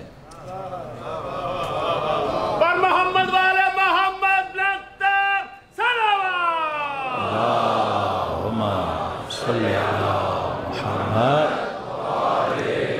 سلسلۃ الذہب یہ سلسلہ سونے کا سلسلہ ہے. سونے کا کیسے؟ مثلاً آپ امام حنیفہ سے کوئی بھی روایت لوگے یا حکم لوگے، وہ کہیں گے فلاں صحابی سے سنا، فلاں تابعی سے سنا، اس نے فلاں سے سنا، اس نے فلاں سے سنا. اب بیچ میں کئی فلاں کا پتہ بھی نہیں کون ہے. لیکن جب آپ چھٹے امام سے پوچھتے ہو کہ مولا وضو کیسے کریں، کہتے ہیں میں نے اپنے بابا سے، انہوں نے اپنے بابا علی زین العابدین سے، انہوں نے اپنے بابا حسین ابن علی سے، حسین ابن علی نے اپنے بابا علی ابن ابی طالب سے، علی ابن ابی طالب نے رسول سے، رسول نے جبرائیل سے، اور جبرائیل نے خدا سے. ہمارے ہاں جتنی کڑیاں ہیں وہ صرف یا 11 ہیں یا 12 ہیں، اس سے زیادہ کڑیاں نہیں بنتی. اس سلسلے کو کیا کہا؟ سلسلۃ الذہب. کون سا سلسلہ؟ سونے کا سلسلہ. اور بہت بڑا سوال مفتی ہمدرد نے اٹھایا، کہ واقعی میں نے پہلے نہیں سنا تھا، اور انہوں نے اپنے اہل سنت بھائیوں سے اٹھایا کہ بھائی یہ کہاں پہ لکھا ہے؟ یعنی قرآن کی کوئی آیت ہے، کوئی حدیث ہے رسول کی، کہ میں نے فقہ جو لینی ہے مثلا امام حنبل سے لینی ہے، دوسرے سے نہیں لے سکتا، یا میں نے فقہ امام مالک سے لینی ہے، تیسرے سے نہیں لے سکتا، یا میں نے فقہ امام حنیفہ سے لینی ہے، کسی اور سے نہیں لے سکتا. کہ یہ ہمیں کس نے پابند کیا ہے کہ ہم صرف 4 اماموں سے فقہ لے سکتے ہیں اور جعفر صادق سے نہیں لے سکتے؟ مطلب کس نے؟ میں نے مسلمان نے جاننا ہے کہ میرا رسول وضو کیسے کرتا تھا. یہ کس نے مجھے کہا کہ میں ان جناب سے صرف پوچھ سکتا ہوں کہ رسول وضو کیسے کرتے تھے، لیکن نواز رسول سے نہیں پوچھ سکتا؟ یہ جو فکر ہے نا، کہ معصوم فرماتے ہیں اگر کسی کو ہدایت دینی ہے، پہلا کام یہ ہے کہ اس کے ذہن میں سوال پیدا کرو. سوال آیا تو وہ کھودنا شروع کر دے گا، اور جاتے جاتے بالآخر وہ حقیقت تک پہنچ جائے گا. لیکن جس کے ذہن میں سوال ہی نہیں، وہ حقیقت تک کیسے پہنچے گا؟ آپ کے بڑے بڑے علماء اسی طرح تبلیغ کرتے تھے، کیونکہ ایک صفت ہے، کل انشاءاللہ صفات پہ گفتگو کریں گے. وہ صفت ہوتی تھی مومن، معصوم فرماتے مومن نہیں بن سکتا جب تک صاحب بصارت نہ ہو. بصیر جو ہوتا ہے اسے حق و باطل کے پہچاننے کی کیا ہوتی ہے؟ شناس ہوتی ہے. اس کے پاس ایک ہتھیار ہے جہاں سے وہ حق و باطل پہچان سکتا ہے. یہ بہت بڑے آپ کے عالم دین غالباً شاہ فیصل کے زمانے میں، اس سے بھی پہلے سعودی عرب گئے حج کے لیے. غالباً آغا امینی تھے یا آغا محسن الحکیم، یہ دقیقاً یاد نہیں. کہتے جب حج کیا تو گورنمنٹ کا جو بیوروکریسی تھی ان کو پتہ چلا کہ شیعوں کا اتنا بڑا مرجع، اتنا بڑا عالم آیا ہے، لہٰذا ایک رسپیکٹ کی جائے. اور ان کو انہوں نے دعوت دی کہ ہم آپ کو کسی کھانے پہ بلانا چاہتے ہیں. تو انہوں نے کہا دیکھیے ہم جہاں بھی آتے ہیں آپ کا یہی مقصد ہوتا ہے کہ بار بار کوئی پھر بحث چھڑی جائے، پھر ظاہر بحث لمبی ہو جاتی ہے، ہم کسی نتیجے پہ نہیں پہنچتے. انہوں نے کہا نہیں قبلہ آپ آئیے، کوئی سیاسی بات نہیں ہوگی، کوئی دینی بات نہیں ہوگی، صرف مسلمان ہیں آپس میں بیٹھیں گے کھانا کھائیں گے. انہوں نے کہا اچھا ہے، مسلمان تو مان لیا، سفرے پہ بیٹھ جاتے ہیں. یہ پہلے مسلمان کہہ کے بلاتے ہیں، پھر کافر کہہ کے اٹھاتے ہیں. تو انہوں نے کہا ٹھیک ہے آ جائیے، کوئی بات نہیں. کیونکہ کہنا ہے ابناء الدلیل نا، ہم کبھی بھی بحث و مباحثے میں ان باتوں میں گھبراتے نہیں. موٹی موٹی باتیں قرآن سے لو، اور اگر حق کو پہچانا ہے تو کوئی اب امت اگر کنفیوژن میں رہے گی تا قیامت کنفیوژن میں. آپ کا رستہ تو بالکل کلیئر ہے نا. انی سلم لمن سالمکم حربون لمن حربکم. مسئلہ ہی حل کر دیا آل رسول نے. کہتے میں سفرے پہ گیا، بڑے بڑے مفتی، بڑے بڑے مولوی، کوئی یونیورسٹیز کے مدارس کے بڑے سفرے پہ بیٹھے ہوئے ہیں. سمجھو اہل علم جو حدیث کو جانتے تھے، مکے کے مدینے کے حافظان بخاری مسلم، حافظان قرآن، قاریان قرآن، سارے بیٹھے ہوئے ہیں. کہتے کھانا چلا، سب نے کھایا. جب کھانا ختم ہوا تو انہوں نے کہا دیکھیے قبلہ علماء کی محفل ہے، تو ہم کوئی سیاسی بحث تو نہیں کرتے، لیکن کیا اچھا ہو جائے کہ وہ محفل کیسی جس میں ذکر رسول نہ ہو، وہ محفل کیسی جس میں کلام رسول نہ ہو. کہ انہوں نے کہا بسم اللہ، ہم کب منع کیا ہے کہ رسول کا ذکر نہ ہو؟ کہ دیکھیے ہم چاہتے ہیں جتنے مفتی حضرات صاحب بیٹھے ہیں، یہ بڑے بڑے جو اکابر ہیں، سب رسول خدا کی ایک ایک حدیث سناتے جائیں تاکہ محفل میں کیا ہو جائے، برکت آ جائے. انہوں نے کہا کوئی بات نہیں، آپ سنائیں. تو ایک مفتی صاحب اٹھے، انہوں نے ایک حدیث سنائی، دوسرے اٹھے دوسری حدیث سنائی، تیسرے اٹھے تیسری حدیث سنائی. قبلہ کہتے ہیں میں نے محسوس کیا ساری حدیثوں کا ٹاپک ایک ہے، ساری حدیثوں کا ٹاپک ایک ہے کہ فلاں صاحب کو شیطان دیکھ کے بھاگ جاتا تھا، ملائکہ ان کو دیکھ کے رش کھاتے تھے، کوئی نبی ہوتا ان کے بعد فلاں نبی ہوتے. کہتے پڑھتے کہ میں نے کوئی بات نہیں پڑھے، کہ میری باری آئی. مطلب ان کو بھی پتا ہے کہ کس کو کیا اچھا لگتا ہے، کس کی کیا کمزوری ہے. انہوں نے کہا ہم تو گھبراتے نہیں ہیں، کہ بولے آپ بھی سنائی. اب جان بوجھ کے وہ پڑھ رہے ہیں تاکہ بحث کو کہیں لے لیا جائے. تو انہوں نے کہا ٹھیک ہے، آپ نے ماشاءاللہ بڑی پیاری پیاری میٹھی میٹھی حدیثیں سنائی ہمیں. تو کہا کہ ایک حدیث ہم بھی آپ کو سناتے ہیں. اب اہل مکہ اہل مدینہ بڑے بڑے علماء بیٹھے ہیں. کہا رسول خدا کی حدیث ہے من مات ولم یعرف امام زمانہ مات میتۃ جاہلیہ. جو مر جائے اور وقت کے امام کو نہ پہچانے وہ جاہلیت کی موت مرا. تو جتنے مکے مدینہ قد صدق، سچ کہا رسول خدا نے، واقعاً یہ حدیث ہے. کہ آپ ماشاءاللہ اہل مکہ اہل مدینہ پڑھے لکھے مفتی صاحبان، کئی حدیث ہے آپ کی کتابوں میں. کہ الحمدللہ ہم مانتے ہیں، ہر فرد مانتا ہے. رسول نے فرمایا جس نے وقت کے امام کو نہیں پہچانا وہ جاہلیت کی موت مرا. کہ ہم سب پہچانتے ہیں، یہ بیٹھے ہوئے اوپر ہمارے حاکمان ہمارے وقت کے امام ہیں، ہم ان کی معرفت رکھتے ہیں. انہوں نے کہا نہیں آج کی بات نہیں کر رہا، آپ نے بھی حدیثیں پڑھی ہیں، مجھے بس اتنا بتائیے کہ نبی کی بیٹی کا وقت کا امام کون تھا؟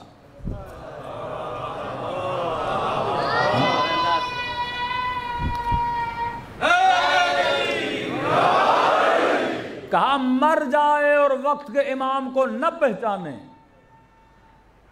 یا علی، مر جائے وقت کے امام کو نہ پہچانے تو جہالت کی موت مر گیا. کب صحیح بخاری یا مسلم کے اندر یہ جملے ہیں کہ نہیں قد ماتت، دنیا سے چلی گئیں اور فلاں سے بات نہیں کی. مسلم جملے موجود ہیں، یہاں تک کہ دنیا سے چلی گئیں اور ناراض رہیں. اب میری سمجھ میں نہیں آتا، دو ہی ہیں. اگر پہچانا ہوتا تو امام سے کوئی ناراض نہیں ہوتا، اور اگر نہیں پہچانا تھا تو نبی کیا کہہ رہے ہیں؟ وہ جہالت کی موت مر گیا. کہ یہ تو نہیں ہو سکتا کہ نبی کی بیٹی بغیر معرفت کے دنیا سے چلی جائیں. تو دو ہی آپشن ہیں، یا ان کو امام نہیں مانا تھا جن کو آپ مانتے ہو، یا اس کو امام مانا تھا جس کا ہاتھ بلند کر کے نبی نے کہا من کنت مولا ہو فہذا علی مولا.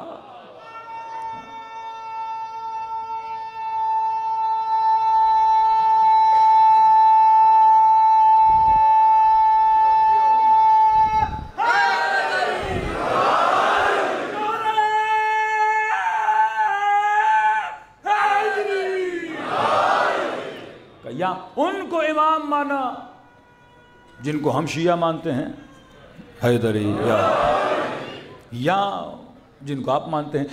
میں کنفیوز ہوں. یہ ذرا بزرگان امت بیٹھے ہیں، تصدیق بھی آپ نے کی نبی کی حدیث ہے، یہ بھی آپ مانتے ہو کہ دنیا سے چلی گئیں حتی ماتت، کسی سے بات نہیں کی. کہ قبلہ صاحب ہمیں دیر ہو رہی ہے، محفل بہت لمبی ہو گئی ہے، کل بہت ہمیں کام ہے، پھر کبھی بیٹھیں گے اس مسئلے کو حل کر دیں گے. یہ مکتب اہل بیت ہے کہ جو دلیل سے بات کرتا ہے. آپ کو جو اہل بیت نے دلیلیں دی ہیں جس کو عقل بھی تسلیم کرتا ہے، قرآن بھی تسلیم کرتا ہے، اور رسول خدا کی ذات اقدس بھی ان دلیلوں پہ روشنی ڈال رہی ہوتی ہیں، تو شکر خدا کرو حسین نے آپ کو کلیئر رستہ بتایا، آپ کو اہل بیت نے کنفیوز نہیں چھوڑا۔ آپ دنیا سے جاتے ہو تو مطمئن ہو کے جاتے ہو، قبر میں اٹھائے جاؤ گے تو مطمئن ہو کے اٹھائے جاؤ گے۔ تو فرمایا یہ مکتب مکتب عقل ہے، یہ مکتب مکتب شعور ہے۔ اب تھوڑا سا میں نیٹ ورک کا اشارہ کر دوں، کیونکہ ہم نیٹ ورک آف اہل البیت اور اصحاب اہل البیت پہ بھی گفتگو کریں گے۔ میں نے کراچی میں اس پہ تفصیل نقشہ پڑھا ہے، لیکن یہاں پہ تھوڑی سی میں لنک کرتا ہوا جاؤں گا۔ اہل بیت نے اس مکتب کو ایک نیٹ ورک کے ذریعے چلایا۔ کبھی بھی ہمارا جوان یہ نہ سوچے کہ مولا علی ممبر پہ جاتے تھے، 4 خطبے دیتے تھے اور لوگ سنتے تھے، لکھتے تھے، اور شیعہ اس طرح بڑھتے گئے۔ یہاں آپ کے چوتھے امام دعائیں پڑھتے تھے، 5ویں امام فقہی مسائل سناتے تھے، اور اتنی بڑی فقہ بن گئی، اتنا بڑا سسٹم بن گیا، اور اتنی ترقی کر دی مکتب اہل بیت بغیر حکومت کے، بغیر پیسے کے، بغیر فوج کے، کہ کربلا میں امام حسین کے ساتھ کتنے ہیں؟ 72 ہیں، اور چھٹے امام جب درس دیتے ہیں تو 4 ہزار لوگ مولا کے درس میں شرکت کر رہے ہیں۔ وقت وہ آتا ہے کہ مامون مجبور ہو کے امام رضا کو ولی عہد بناتا ہے، اتنے مجبور ہوئے کہ ائمہ کو اپنی بیٹی دینی پڑی، اپنا کیا بنایا؟ داماد بنایا۔ 11ویں امام کا زمانہ ایسا آ گیا کہ چھاونیوں میں ڈال دیا کہ یہ کسی سے میل جول بھی نہ کر سکیں۔ جب آپ پہ سختی بڑھتی ہے، دلیل یہ ہے کہ آپ کی طاقت بڑھ رہی ہے۔ سختیاں کسی پہ بھی بڑھیں، آپ یہ سمجھ لیں کہ وہ بندہ کیا ہو گیا ہے؟ طاقتور ہو گیا ہے۔ سختی اسی کمزور پہ کبھی سختی نہیں کی جاتی۔ اگر اہل بیت ان کے لیے خطرہ نہ ہوتے تو کبھی وہ اہل بیت پہ سختیاں نہ کرتے۔ کہ اتنے شیعہ بڑھے کہ آپ کے چھٹے امام کے زمانے میں اہل قم، شہر رے، شہر کاشان، کہ آپ کے 5واں اپنا بیٹا کاشان کی طرف بھیجتے ہیں۔ بخارا شیعہ ہو چکا، سمرقند شیعہ ہو چکا، اہل مصر شیعہ ہو چکے، اہل عراق شیعہ ہو چکے، یہ جتنے ممالک تھے، یعنی اتنی تیزی سے شیعت بڑھی، یہ کوئی جادو کی چھڑی تو نہیں تھی، یہ اہل بیت کا مضبوط ترین نیٹ ورک تھا۔ اور اس نیٹ ورک کا جو اصل مرکز تھا، اس نیٹ ورک کو آپ نے سمجھنا ہے۔ جو نوجوان آئی ٹی میں ہیں یا ڈیزائنر ہیں، اگر اس کو بنانا چاہیں تو آپ اپنے گھر میں اس نیٹ ورک کو چھاپ کے اس کا ایک میپ بنا کے لگا سکتے ہیں۔ دیکھیے، ایک آپ چورس کوئی چیز بنائیے، سمجھیے اہل بیت کا نیٹ ورک ہے، اس کے بیچ میں لکھیے اس نیٹ ورک کو چلانے والے کون ہیں؟ اہل بیت اور قرآن۔ یہ نیٹ ورک کہاں سے فیڈنگ لیتا ہے؟ ہر نیٹ ورک کو چلنے کے لیے فیول چاہیے۔ اس نیٹ ورک کا جو فیول ہے وہ ہے عقل اور حکمت۔ اس کی بنیاد ہے عقل اور حکمت۔ آپ اپنے فقہی مسائل دیکھیں گے، اس میں عقلانیت ہے، کل 1-2 مثال دوں گا تاکہ آپ دوسروں کو سمجھا سکے۔ نیٹ ورک کا فیول کیا ہے؟ عقل اور حکمت۔ اس نیٹ ورک کے افراد کا ایک دوسرے کے ساتھ تعلق کس بنیاد پر ہے؟ محبت اور نفرت کی بنیاد پر۔ آپ سارے یہاں جمع ہو کس کی محبت میں؟ امام حسین کی محبت میں۔ کربلا جاتے ہو 40 میں 20 ملین لوگ، کون جمع کر رہا ہے؟ امام حسین کی محبت۔ ہم جمع ہوتے ہیں ان کی محبت میں، ہم لڑتے بھی ہیں تو ان کی نفرت میں۔ دشمنی ان سے جو اہل بیت سے کیا کرے؟ دشمنی کرے۔ کہا نا کہ حسین کی محبت کو خدا نے شیعوں کے دلوں میں حرارت بنا دیا ہے، اور یہ حرارت کبھی بجھنے والی نہیں ہے۔ مطلب ہمارا ایک دوسرے کے ساتھ تعلق کیا ہے؟ محبت اور نفرت کا تعلق ہے۔ نفرت اس سے جو آل رسول سے نفرت کرے، محبت اس سے جو آل رسول سے محبت کرے۔ اس نیٹ ورک میں رہنے کا قانون اہل بیت نے بتایا ہے۔ مطلب ایک بندہ کہے میں آل رسول سے محبت کروں گا، ان کے دشمنوں سے نفرت کروں گا، لیکن اگر اس قانون پہ عمل نہ کرے اس نیٹ ورک سے نکال دیا جاتا ہے۔ قانون ہے معروف اور منکر۔ المعروف ما امرتم بہ والمنکر ما نہیتم عنہ۔ جو آپ نے کہا وہ ہم کریں گے، جس سے آپ نے روکا ہم رک جائیں گے۔ یعنی یہ اس نیٹ ورک کی 4 دیواریاں ہیں۔ ہمارے بعض شیعہ ایسے ہیں جو کہتے ہیں ہم اہل بیت کے نعرے تو ماریں گے، محبت کے قصیدے تو پڑھیں گے، لیکن جو علی نے کہا ہم کریں گے نہیں، جو حسن نے کہا ہم کریں گے نہیں۔ ارے پھر تم کربلا کے اصحاب میں سے نہیں بن سکتے۔ خط لکھنے والوں کے دلوں میں محبت تھی پر تبرہ نہیں تھا، اور کئی ایسے تھے جیسے ابن مسعود، قاری قرآن ہے، بہت بڑے اکابر امت میں سے ہے، اس کے اندر تولا بھی ہے، تبرہ بھی ہے، لیکن معروف اور منکر نہیں تھا۔ کہ امام حسین نے کہا میری مدد کے لیے آپ نہیں گئے اہل بیت کی مدد کے لیے، کئی ایسے لوگ تھے جو بیٹھ گئے، لیکن کئی ایسے لوگ تھے کمپلیٹ اگر اس نیٹ ورک کے اندر جان لانی ہے اور اس نیٹ ورک کا حصہ بننا چاہتے ہو، اشہد انک قد اقمت الصلاۃ وآتیت الزکاۃ وامرت بالمعروف ونہیت عن المنکر۔ المعروف میں امر تم بے، جو آپ نے کہا میں کروں گا، جس سے آپ نے روکا میں رک جاؤں گا۔ تو افراد کا تعلق محبت اور نفرت، نیٹ ورک کو چلانے والے قرآن اور اہل بیت، نیٹ ورک یہاں سے فیڈنگ لے رہا ہے وہ عقل اور حکمت۔ اب اگر اس نیٹ ورک میں ہم رہے، قانون پہ عمل کیا، معروف اور منکر پہ بھی عمل کیا، اس کا نتیجہ ہے ظہور امام زمانہ۔ مولا آ کر کیا کریں گے؟ فرمایا عدل قسطم عدلا ملئت جورن و فسقا۔ اے مولا زمین جور اور فسق و فجور سے بھر گئی، اور امام جب ظہور کریں گے تو کیا ہوگا؟ عدل اور انصاف زمین میں قائم ہو جائے گا۔ تو فرمایا اگر عدل اور انصاف چاہتے ہو، اس نیٹ ورک کا حصہ بنو، اور تمہارے گھروں میں بھی عدل و انصاف آ جائے گا، تمہاری فکر میں بھی عدل و انصاف آ جائے گا، تمہاری زندگیوں میں بھی تعادل پیدا ہو جائے گا، اور خود دنیا بھی بن جائے گی اور انسان کی آخرت بھی بن جائے گی۔ صلوات پڑھے محمد و آل محمد۔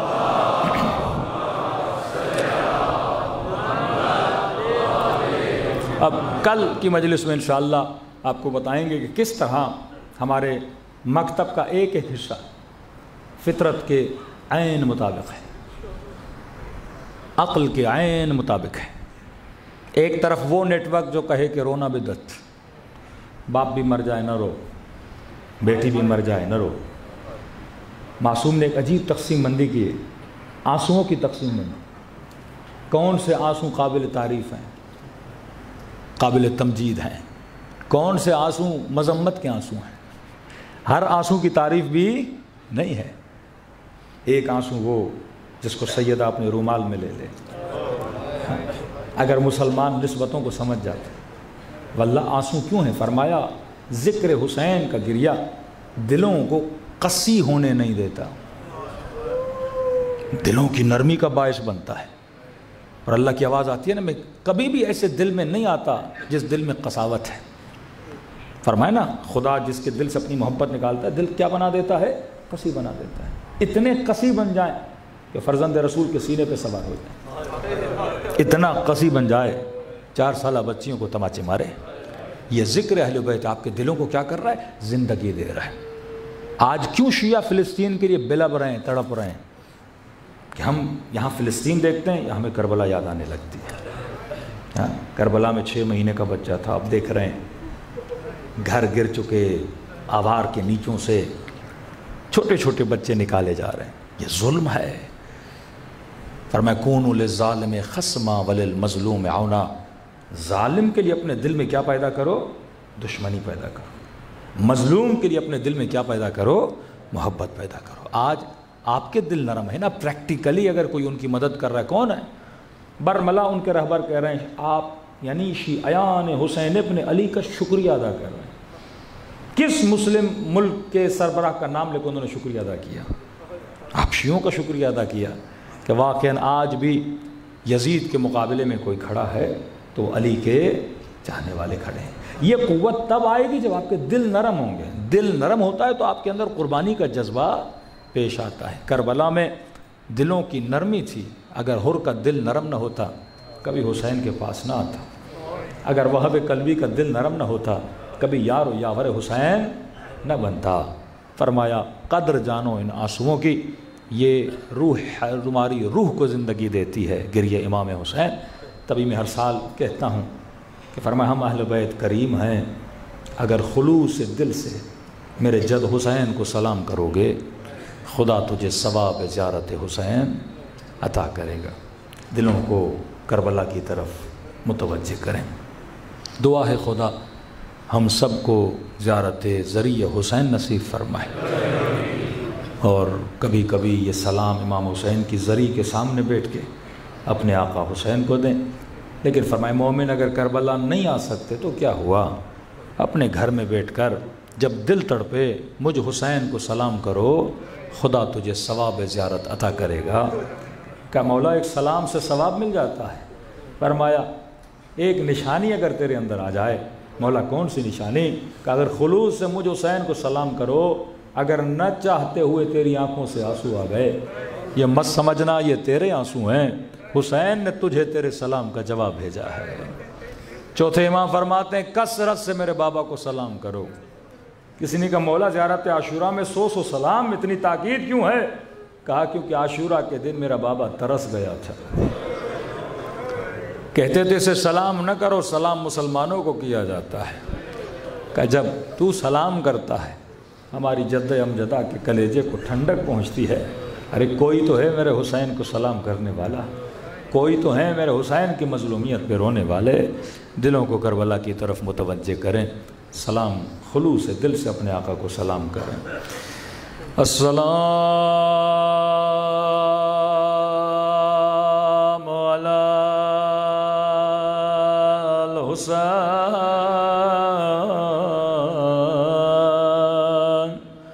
وعلی علی ابن الحسین وعلی اولاد الحسین وعلی اصحاب حسین کی صدا بلند و سلام علی الحسین وعلی علی ابن الحسین وعلی اولاد الحسین وعلی اصحاب سب مل کے السلام علی الحسین وعلی علی ابن وعلی اولاد الحسین.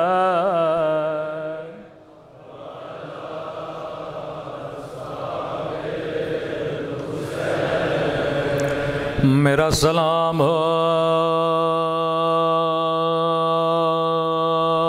زینب کی لٹی ہوئی چادر پہ،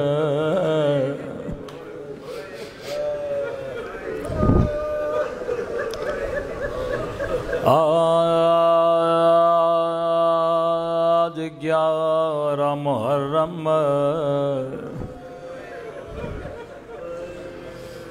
آج بیٹی کے پاس سینہ نہیں جس پہ وہ سونے کی یادی ہے. آج رباب کی گود میں علی اصغر نہیں،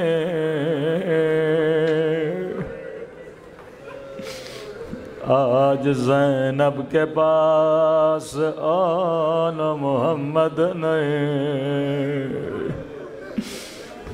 مجھے نہیں پتا آج کی رات سکینہ کہاں سوئی ہوگی، مجھے نہیں پتا آج رباب کیسے سوئی ہوگی. میں قربان امام زمانہ کی مظلومیت پہ، جب کبھی دل کرے رونے کا تو زیارت ناہیہ بڑا کرو. فرماتے ہیں شیعو تو سن کے برداشت نہیں کرتا، لیکن میں نے یہ سارے منظر اپنی آنکھوں سے دیکھے. فرمایا میرا سلام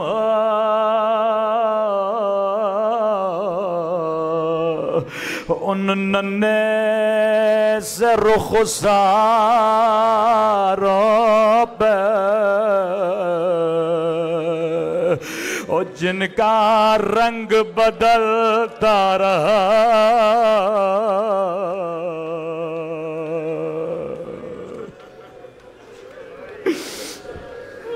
یہ نہیں کہا رنگ بدل گیا بلکہ فرمایا بدلتا رہا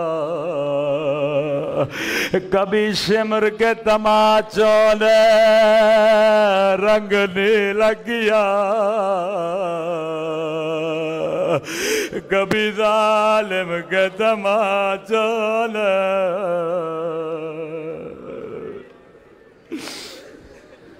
شاید کوئی مسلمان کہے شیعہ اتنا کیوں روتے ہوئے میں کہوں گا بخاری کی ایک حدیث سنا دو رسول خدا فرماتے ہیں مسلمانوں کبھی حیوان کو بھی منہ پہ نہ مارا کرو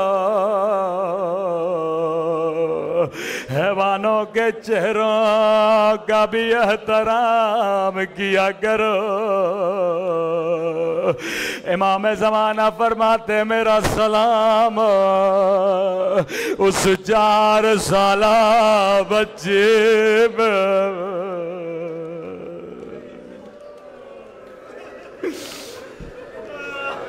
اے کاش نبی کی نواسیوں کا احترام کیا جاتا بی بی زینب فرماتی ہیں جب سکینہ شہید ہو گئی سب سے زیادہ جو بی بی رو رہی تھیں وہ جناب ام کلثوم تھی بی بی زینب نے کہا ام کلثوم اگر آپ روئیں گے بچوں کو حوصلہ کون دے گا کہنے لگی آقا زادی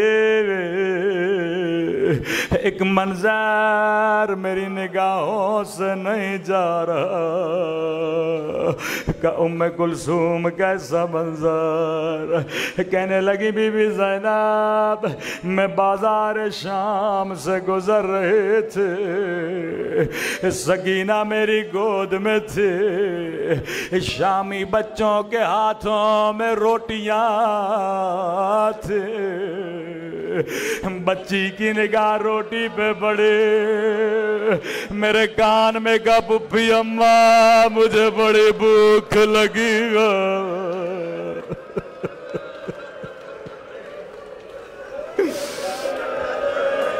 کا سکینہ دنیا سے چلے گئے میں سکینہ کو روٹی بھی نہ کھلا سکے تب امام حسین فرماتے ہیں شیعو تھوڑی آواز بڑھا دیں جب جب پانی پیو میری سکینہ کو یاد کیا کرو فرمایا ایک ایک گھونٹ کے لیے میری بچی کو تماچے مارے گئے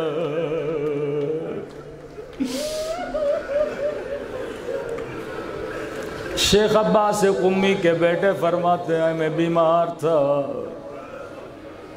خواب میں رسول خدا آئے فرمایا شیخ علی مجھے حسین کی بیٹی کے مصائب سنا میں نے کہا یا رسول اللہ بیمار ہوں میرے گلے میں کینسر ہے فرمایا سنا سکینہ کے مصائب خدا تجھے شفا دے گا شیخ علی کہتے ہیں میں نے ایک جملہ پڑھا رسول خدا غش کھا گئے کہا کون سا جملہ تھا شیخ علی کہتا ہے میں نے سکینہ کا وہ جملہ کہا جب بابا کا سر بچی نے سینے سے لگایا ہوا تھا میں نے بس اتنا کہا بچی نے کہا میرے غریب الوطن بابا اور میرے 3 دن کے پیاسے بابا بابا میرا رخسار چھوٹا تھا لیکن شمر کا ہاتھ بڑا تھا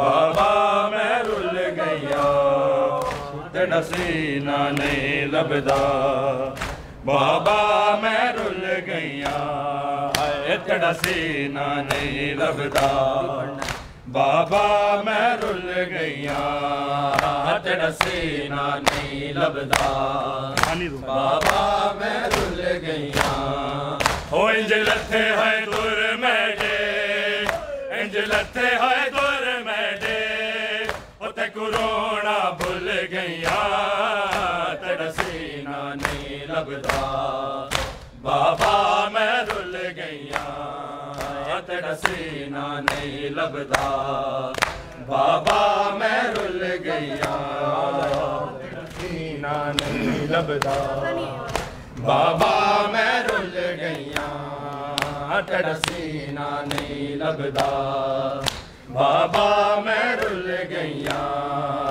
تیرا سینہ نہیں لبدا بابا میں رل گیا ہو انج لتھے ہوئے دور میڈے انج لتھے ہوئے دور میڈے اتے کرونا بھول گیا تیرا سینہ نہیں لبدا بابا میں رل گیا تیرا سینہ نہیں لبدا بابا میں رل گیا تیرا سینہ نہیں لبدا بابا میں رل گیا تیرا سینہ نہیں لبدا بابا میں رل گیا تیرا سینہ نہیں لبدا بابا میں رل گیا تیرا سینہ نہیں لبدا بابا میں رل گیا ہو بابا میں کشام دے لوکاں نے تیرے بعد کنیزی وچ منگیا ہو بابا میں کشام دے لوکاں نے تیرے بعد کنیزی وچ منگیا او میں غیرت سیداں دی او میں غیرت سیداں دی او ویلے مر گیا تیرا سینہ نہیں لبدا بابا میں رل گیا تیرا سینہ نہیں لبدا بابا میں رل گیا تیرا سینہ نہیں لبدا بابا میں رل گیا تیرا سینہ نہیں لبدا بابا میں رل گیا تیرا سینہ نہیں لبدا بابا میں رل گیا بابا میں رل گیا جڑا گل تیرے ضرباں چلیاں میں کول کھلو کے دیندی جڑا گل تیرے ضرباں چلیاں میں کول کھلو کے دیندی نہیں ملیا سر تیرا نہیں ملیا سر تیرا ترلے کر دی رہیا تیرا سینہ نہیں لبدا بابا میں رل گیا تیرا سینہ بابا میں رل گیا او انج لتھے ہے دور میڈے انج لتھے ہے دور میڈے اتے کرونا بھول گیا تیرا سینہ نہیں لبدا بابا میں رل گیا تیرا سینہ نہیں لبدا بابا میں رل گیا تیرا سینہ نہیں